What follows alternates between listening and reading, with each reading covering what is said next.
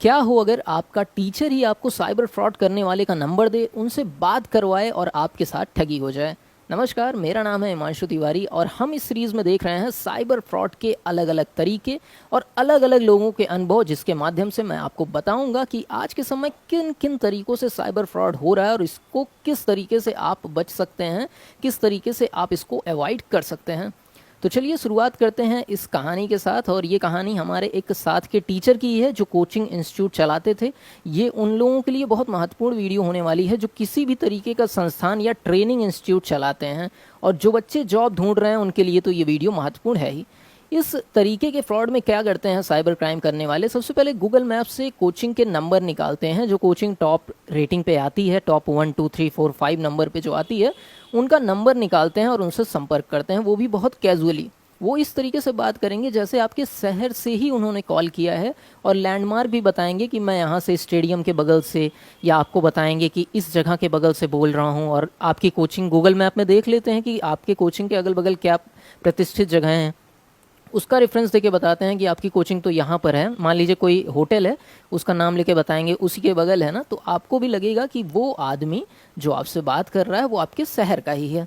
अब एक बार जब ये संवाद शुरू हो जाता है तो आदमी बताता है कि मुझे कुछ बच्चों की रिक्वायरमेंट थी जो वेल ट्रेंड हों, लेकिन मुझे वो बच्चे मिल नहीं रहे हैं, ढूंढने में मुझे दिक्कत हो रही है। तो आप एक कोचिंग चलाते हैं, तो आपकी जानकारी में कुछ ऐसे बच्चे होंगे जो ये स्किल रखते हैं और उनको जॉब की तलाश होगी। अब वो स्किल ऐसी डिमांड करते हैं जो अधिकतर लोगों को आती हो, जैसे टाइपिंग मांग सकते हैं, बेसिक कंप्यूटर प्रिंट करना स्कैन करना मांग सकते हैं, या उन्होंने कुछ एक्सेल के काम दे दिए हों, मतलब जिनके बच्चे आसानी से मिल जाएं। कोई कठिन चीज़ नहीं बताएंगे कि मुझे ग्राफिक डिज़ाइनिंग वीडियो एडिटिंग के लोग चाहिए, या कुछ ऐसा नहीं बताएंगे।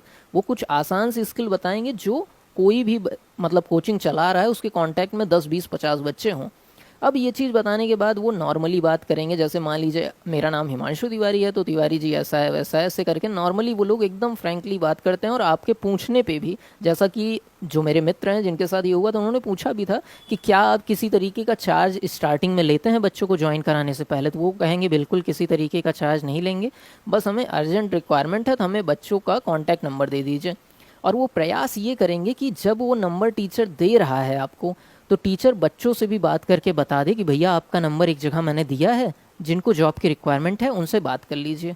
तो ये तो तरीका हुआ किस तरीके से एक फ्रॉड बच्चों को ढूंढ रहा है। अब इसमें समझिए, एक बच्चा जिसे जॉब की तलाश है, उसको जॉब उसके टीचर ने बताया है, तो वो उसके दिमाग में ये फ्रॉड वाली चीज़ आएगी ही नहीं कि ये फ्रॉड हो सकता है, कुछ दिक्कत हो सकती है। उसके लिए तो उसके टीचर ने रेफ़र किया है, तो वो तो निश्चिंत है कि कोई जॉब है जिसमें मेरा हो जाए किसी तरीके से, ऐसा वो सोच रहा होगा। अब जब बच्चे से बात हो जाती है तो बच्चे को वो बताते हैं कि मुझे ऐसी स्किल सेट चाहिए, कोई दिक्कत नहीं है, और फॉर्मली बात करेंगे कि 2 दिन 3 दिन की सैलरी हम नहीं देंगे, उसके बाद सैलरी आपकी स्टार्ट करेंगे, इतना इन हैंड आपको सैलरी देंगे, इतने घंटे का काम रहेगा, ये सारी चीज़ बताएंगे। लेकिन जो इंटरव्यू टाइप की उनकी चीज़ें होंगी कि आपको क्या टाइपिंग स्पीड है आपकी, तो जो आप बोलेंगे वो मान लेंगे। वो ये नहीं करेंगे कि आप टाइपिंग दिखलाइए या एक्सेल का मुझे काम बताइए, बस वो मान लेंगे और उसके बाद फ़ोन को रख देंगे। अब इस चीज़ में बच्चा भी थोड़ा सा एक बना लेता है सपना कि चलो मेरी जॉब लग रही है, ऐसा लग रहा है, तो थोड़ा सा वो मोटिवेट इस तरफ हो जाता है।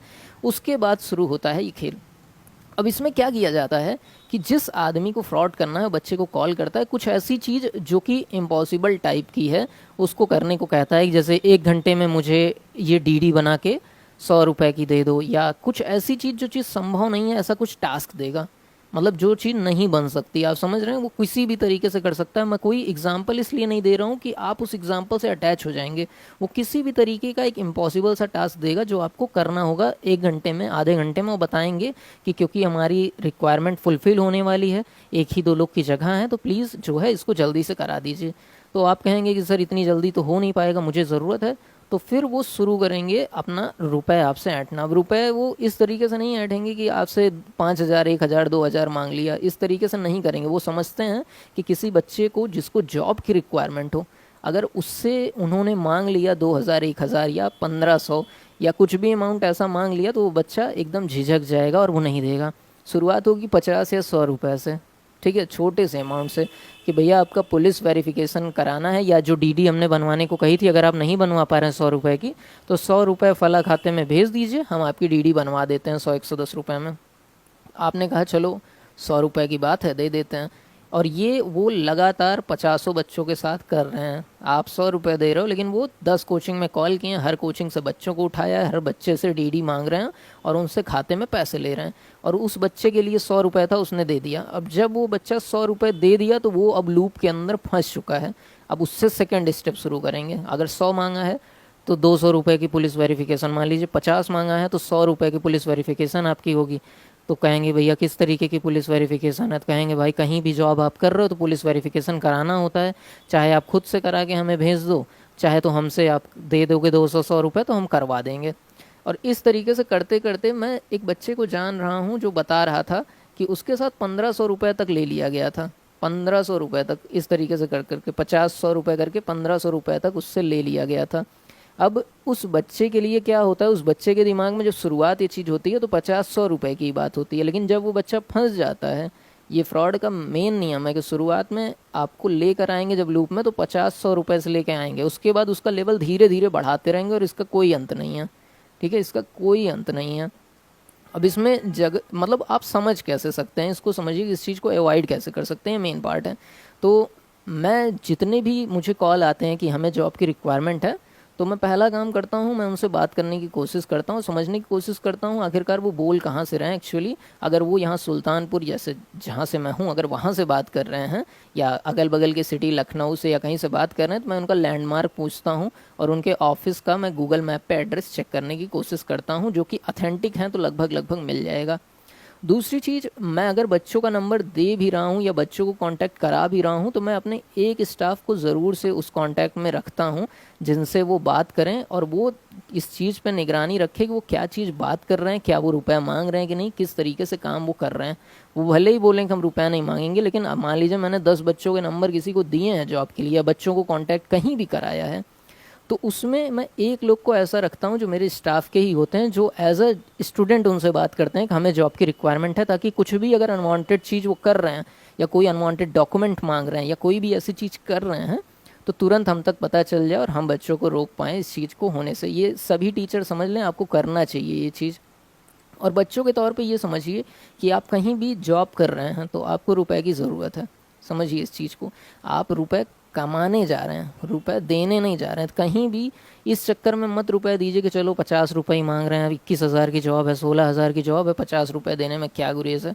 ये लूप है, आप 50 देंगे, 100 देंगे, 150 देंगे और ऐसे ये अमाउंट बढ़ाते रहेंगे। तो कहीं भी रुपए मत दीजिए। अगर कोई 10-50 रुपये देना भी पड़ रहा है तो आप फिजिकली जाके दीजिए। अगर वो कहते हैं लेट हो रहा है तो लेट हो जाए, ठीक है। ऐसी कोई आफत नहीं आई है कि कोई ऐसी वैकेंसी नहीं निकलती कि आधे घंटे बाद ख़त्म हो जाए, प्राइवेट सेक्टर में ऐसा नहीं होता है। तो अगर ऐसा कुछ हो रहा है तो सबसे पहले आप फिज़िकली जाने का प्रयास करिए। किराए में भले आपके 500 बर्बाद हो जाएं, लेकिन किसी को 100 रुपये आप मत दीजिए। फ्रॉड से बचने का सबसे अच्छा तरीका है, आप सोचते हैं कि मैं वहाँ तक जाऊँगा आऊँगा मेरे 500-100 रुपये बर्बाद हो जाएंगे, और वो 50-100 रुपये ही मांग रहा है, लेकिन आप वो 500 दे के आपकी जो जॉब की प्रोबेबिलिटी है उसे 100% कर लेते हैं, और अगर खाते में डायरेक्ट रुपए भेजते हैं तो आप फंस जाएंगे। इस चीज़ को समझिए, ठीक है। तो ये तरीका बहुत ज़्यादा चल रहा है, और जब टीचर के थ्रू ये स्कैम होता है तो बहुत ज़्यादा पॉसिबिलिटी होती है कि बच्चे पैसे दे देंगे। बाकी इस तरीके के और भी कई चीज़ें हैं जो मैं आपके सामने ले आना चाहता हूं, किस तरीके से जॉब के नाम पे या अलग अलग तरीके से साइबर ठगी की जाती है। तो अगर आपको हमारा ये प्रयास पसंद आया हो तो कमेंट में हमें बताइए, वीडियो को लाइक करिए, ताकि और भी इस तरीके की चीज़ें वो आपको जागरूक कर सकती हों वो मैं आपके सामने ले आ सकूँ। नमस्कार, जय हिंद।